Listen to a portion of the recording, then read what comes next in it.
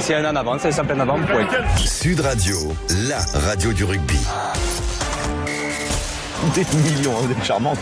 Vous voyez ce que ça fait déjà 1 million, Larmina? Où est l'argent? Où est l'argent? C'est mon truc, non, c'est rien ici. En fait, je vais retirer de l'argent. Amis, ouvrez vos cœurs, non n'ayez pas peur, l'argent ne fait pas le bonheur. Shut up and take my money. Alors, on va parler de l'équipe de France entre réduction des coûts et capitalisation de son image. Je reprends le chapeau d'un article très bien détaillé de Jean-François Patureau auprès de l'équipe. Je cite: en proie à un déficit d'exploitation conséquent, la FFR a demandé aux 15 de France, comme au reste des départements fédéraux, de mieux contrôler ses dépenses.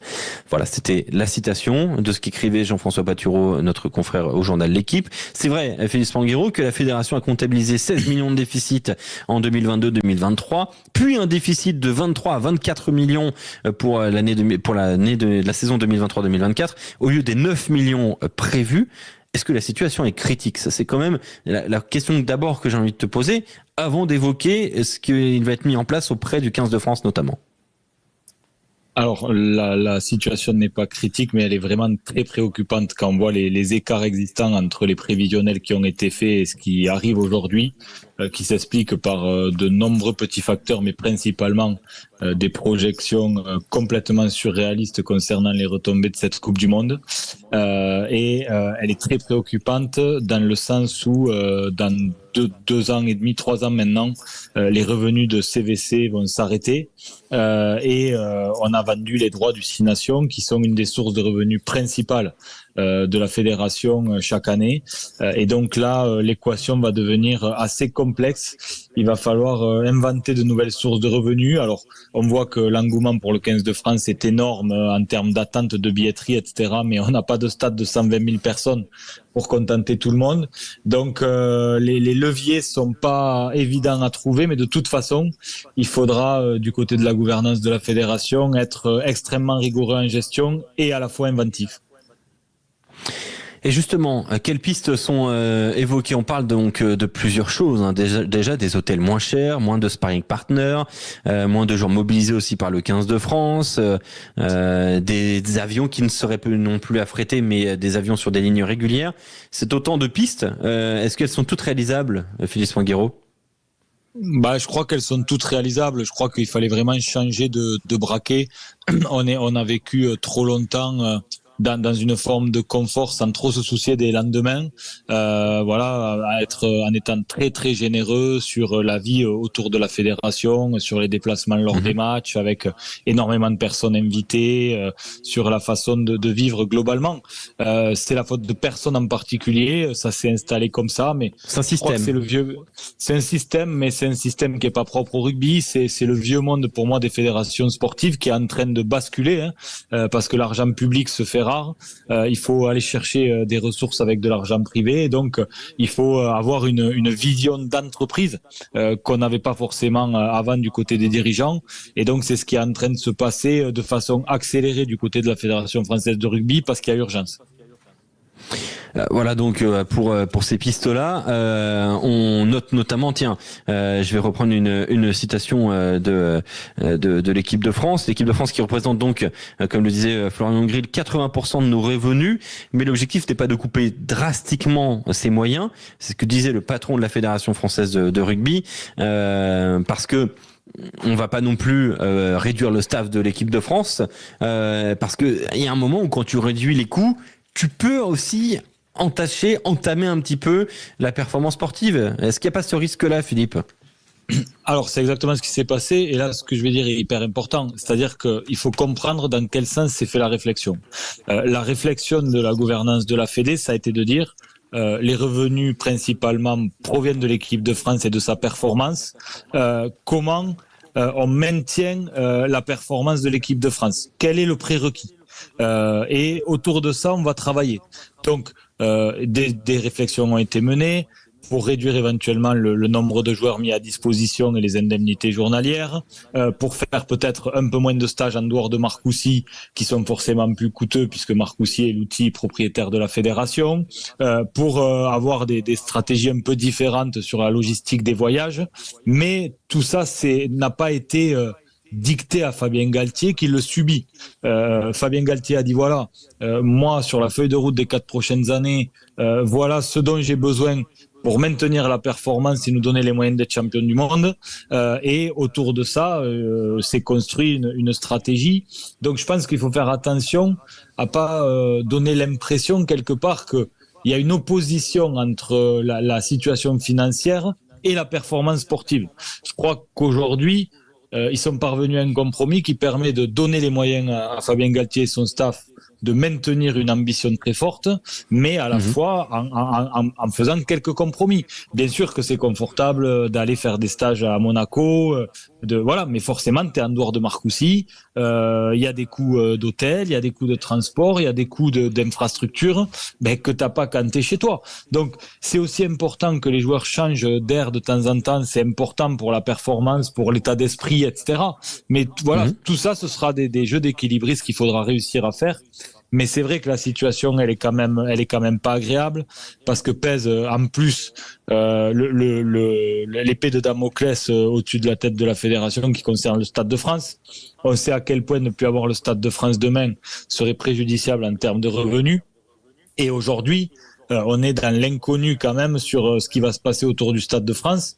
Et si demain le Qatar, à travers le PSG, décidait de préempter le sujet, de faire une offre financière mirobolante et qu'il préempte le Stade de France, on sait très bien que le rugby n'y jouerait jamais. Il y aurait toujours des problèmes de pelouse, il y aurait toujours de bonnes excuses pour que le rugby n'y joue pas. Donc il y a, en plus de tous les autres sujets, ce sujet majeur du Stade de France qui pour moi avait pas assez bien été anticipé depuis des années et qui là aujourd'hui arrive sur la table en même temps que tout le reste. Et justement, je reprends les propos de Florian Grill. Il parle de quand même de la locomotive de l'équipe de France. Comment capitaliser justement sur cette génération actuelle des Bleus, malgré la défaite, cet échec en Coupe du Monde, malgré que cette Coupe du Monde soit passée désormais. Est-ce qu'on peut encore mieux valoriser cette équipe de France de façon économique? Et est-ce que la question de l'équipementier est-elle centrale à l'avenir? La question de l'équipementier, elle est centrale, oui et non. Il y a une nouvelle négociation qui a été faite, qui a été plutôt bien menée. Il y a certainement toujours mieux à aller chercher. Mais on va parler peut-être de 1 million, 2 millions d'euros par an. Là, il y a 25 millions à trouver. Donc, alors, c'est les petits ruisseaux qui font les grandes rivières. Mais est-ce qu'on peut mieux capitaliser sur les joueurs? Certainement. Même si le choix de reprendre Altrad sur le maillot était un choix un peu subi quelque part parce que personne ne s'était positionné au niveau financier du groupe Altrad. Donc sans trahir les montants, mais on est sur des fourchettes hautes de marché de prix de maillot, donc c'est difficile de faire beaucoup mieux. Donc il faudra peut-être vendre des nouveaux emplacements tenus. Il faudra voir comment optimiser au maximum la billetterie sur tous les matchs de l'équipe de France. Il faudra voir comment élargir un peu le programme marketing pour faire de la place à d'autres sponsors. Mais il va falloir réussir à mener tous ces combats de front, quoi. Ouais, effectivement. Et Arnaud Ray me souffle comme ça hors antenne, surtout que cette année, pas d'Antoine Dupont dans le tournoi de destination puisqu'il sera avec l'équipe de France à 7. J'ouvre la partie débat. Oui, tiens, mais justement, ça quelque part, ça, pour finir là-dessus, ça sert le rugby français. Donc c'est poche droite, poche gauche. C'est-à-dire que la lumière que Antoine Dupont n'amènera pas au 15 de France, il l'amènera au rugby à 7. Donc ça servira toujours le rugby français. C'est pas pour autant qu'ils vont vendre plus de maillots de rugby à 7, je pense, tu vois. Enfin, j'en sais rien, tu me diras, Jean. Non, mais c'est pas pour autant qu'ils vendront moins de places pour les matchs du 15 de France.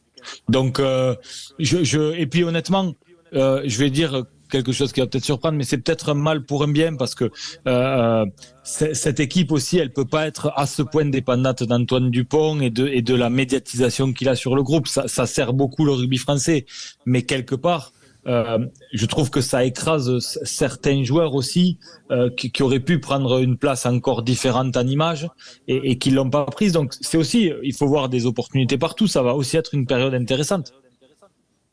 Et j'amène une question de débat avec Adrien Abadi et Quentin Cavanis avant de basculer sur en haut de l'affiche. Fabien Galtier, il a perdu son mentor Bernard Laporte à la direction de la Fédération française de rugby. Il y a eu le départ aussi de Serge Simon, enfin voilà, de beaucoup de proches.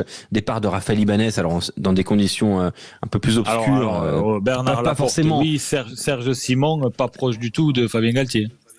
D'accord, merci de le Ils ont eu signaler, du mal Philippe. à travailler ensemble.